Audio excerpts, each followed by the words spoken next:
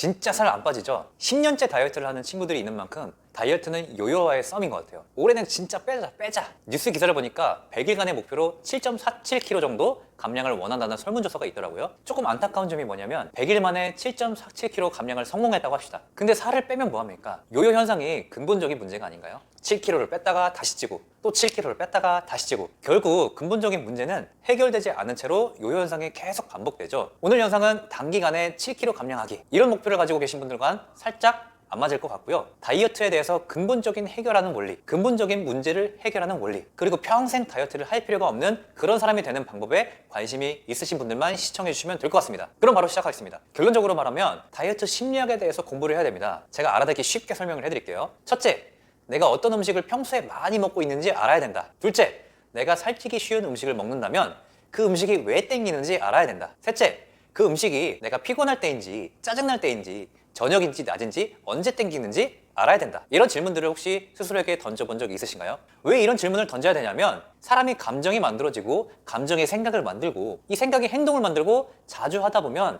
그것이 습관이 되기 때문입니다. 결국은 내가 가지고 있는 식습관, 내가 반복적으로 하는 식습관이 지금의 내 몸무게를 만들었다고 이야기할 수 있지 않을까요? 이런 관점에서 나를 철저하게 깊게 알아가고 왜 내가 야식이 땡기는지 언제 땡기는지 스트레스를 받을 때 땡기는지 아니면 직장에서 에너지를 많이 썼을 때 케이크가 땡기는지 이런 여러 복합적인 요소들 그리고 나의 심리를 파악해야 정말 본질적인 다이어트를 성공할 수 있기 때문인 거죠. 일단 대부분의 고도비만 수강생들을 보면 폭식을 하는 트리거, 즉 신호가 있었고 계속적으로 고도비만을 유지할 수밖에 없는 본인만의 시스템을 가지고 있었습니다. 간략하게 설명드려보자면 첫째, 스트레스 받아서 마구마구 폭식을 해버린다. 둘째, 폭식을 하고 난 후에 스스로를 자책한다. 셋째, 축 늘어진 뱃살을 거울 앞에서 보며 자책한다. 넷째, 자책하면서 자존감이 낮아지면 또 스트레스를 받는다. 그래서 그냥 아예 포기하고 먹어버린다. 다섯째, 위 프로세스를 반복한다. 일단 일을 끝내고 나면 너무나 힘들고 회사에서 스트레스 엄청 많이 받죠. 그럼 이 떨어진 에너지를 채우기 위해서 뭐를 하죠? 치킨을 시켜버리죠. 치킨을 시키고 나서 1인 1닭을 해치우고 그런 다음엔 또 먹어버렸네 이렇게 자책하죠. 자책하면 또 스트레스 받죠. 그럼 케이크를 먹고 아이스크림을 먹고 스트레스를 만회하기 위한 음식들을 계속 입에 넣어버린다는 겁니다. 이런 시스템 안에서 반복을 하다 보니까 계속해서 비만인 상태를 유지할 수밖에 없는 일입니다. 여기에서 중요한 것은 뭐냐? 바로 이 시스템을 깨뜨려버리는 겁니다. 일단 오늘 중요한 핵심을 알려드릴게요. 이 시스템을 깨뜨리기 위해서는 우리가 가장 먼저 해야 할 일은 시스템이 어떻게 돌아가는지 이해하는 겁니다. 어떻게 돌아가는지 아는 가장 강력한 방법이 뭐냐? 그것은 바로 식단 일기를 써보는 건데요. 언제 어디서 어떤 음식을 얼마나 먹었고 그리고 그것을 먹고 싶은 내 마음은 무엇이었으며 그때는 어떤 감정이었으며 그 음식을 먹고 난 후에는 어떤 감정으로 바뀌었는지 하루에 한 번 정도 적어보는 겁니다. 살림할 때 가계부를 쓰면 꼼꼼하고 계획성 있게 가게를 꾸려나갈 수 있는 것처럼 다이어트에서 식단 일기는 가계부와 같은 역할을 합니다. 식단 일기를 통해서 배우는 것들이 다이어트에 있어 새로운 눈을 뜨게 해주며 자기 조절의 좌표가 되어주기 때문입니다. 특히 그동안의 자신의 식생활에서 무엇이 잘못되었는지 어떻게 고쳐야 하는지를 깨닫게 해주면서 스스로 식생활 패턴의 변화를 이룰 수 있습니다. 그렇다면 식단 일기를 어떻게 써야 되는 걸까요? 체중을 감량할 때 자신이 무엇을 먹었는지 솔직하게 쓰고 성실하게 기록을 해야지 더 높은 효과를 볼 수 있다는 연구 결과가 있습니다.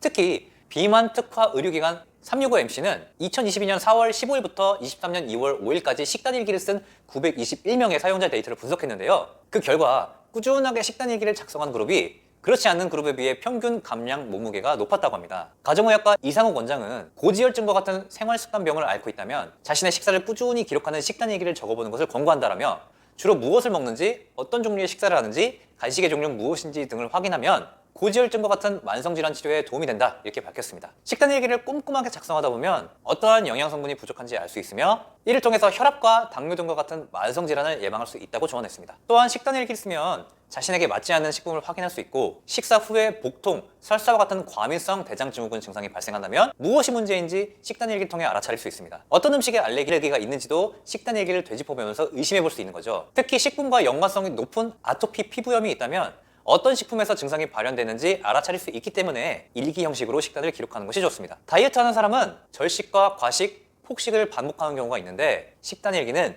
이러한 잘못된 식습관 개선에 도움을 줍니다. 다이어트 식단 일기에는 그날의 감정이나 신체 상태까지 함께 적어내는 것이 좋습니다. 자신의 컨디션에 따라 식사 패턴도 파악할 수 있기 때문에 스트레스나 우울함으로 인한 폭식 습관을 교정할 수 있죠. 한번 예시를 들어볼게요. 오늘은 일이 좀 늦게 끝났다. 8시까지 야근을 했다. 솔직히 온몸에 좀 힘이 없었다. 그리고 저녁을 아직 못 먹었기 때문에 허기진 느낌이 강하게 들었다. 허기진 느낌이 강하게 드니 기름진 음식이 확 생각이 났다. 이 허기짐이 올라올 때마다 생각나는 음식은 황금 올리브 BBQ 치킨이다. 늘 이 음식이 땡기는 것 같다. 결국 치킨 한 마리와 치즈볼을 다 먹었다. 치킨을 먹고 나니 확실히 포만감이 올라왔다. 하지만 먹고 나서 후회가 되었다. 왜 나는 또 치킨을 시켜 먹었을까? 야근을 한 날에는 확실히 에너지가 빠졌기 때문에 그 전에 치킨 생각이 나지 않도록 다른 건강한 음식으로 에너지를 충전하는 것이 좋을 것 같다. 이런 식으로 간단하게 식단 일기를 작성하는 겁니다. 작성을 하고 나면 내 심리 상태를 알게 되고 무엇이 치킨을 땡기게 하는지 감정과 신체적인 에너지 등등에 대해서 파악을 하게 됩니다. 이 파악만 해줘도 50% 이상 성공한 거라고 볼 수 있겠습니다. 다이어트 심리학으로 요요 없는 정보를 꾸준히 앞으로도 업로드하겠습니다. 구독과 좋아요 부탁드리고요. 여러분의 꾸준한 멘탈을 잡아드릴 수 있도록 항상 노력하겠습니다. 오늘도